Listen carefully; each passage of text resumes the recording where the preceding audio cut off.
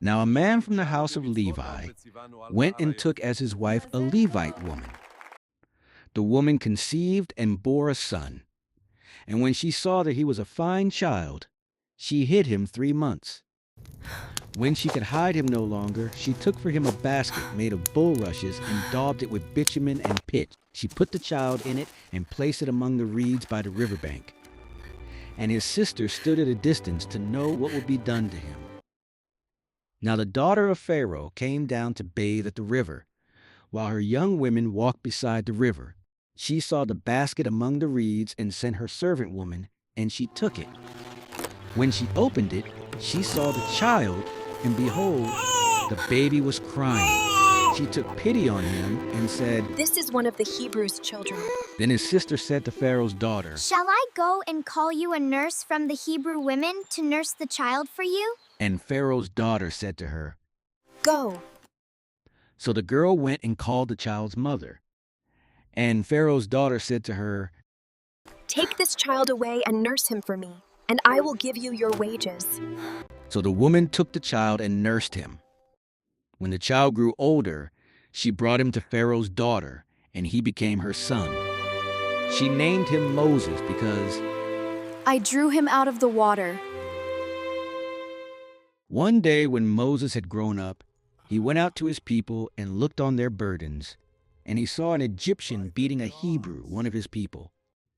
He looked this way and that, and seeing no one, he struck down the Egyptian and hid him in the sand. When he went out the next day, behold, 2 Hebrews were struggling together. And he said to the man in the wrong, "Why do you strike your companion?" He answered, "Who made you a prince and a judge over us? Do you mean to kill me as you killed the Egyptian?" Then Moses was afraid and thought, Surely the thing is known. When Pharaoh heard of it, he sought to kill Moses.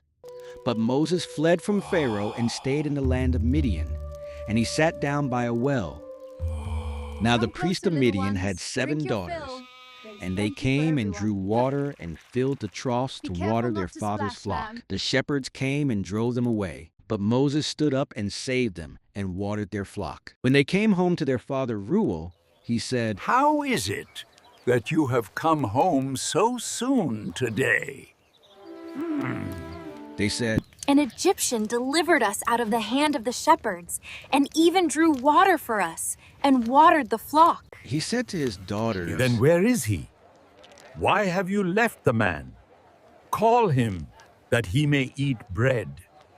And Moses was content to dwell with the man, and he gave Moses his daughter Zipporah.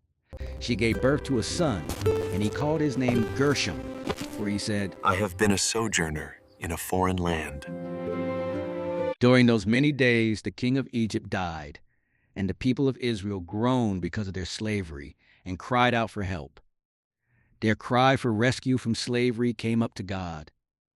And God heard their groaning, and God remembered his covenant with Abraham, with Isaac, and with Jacob.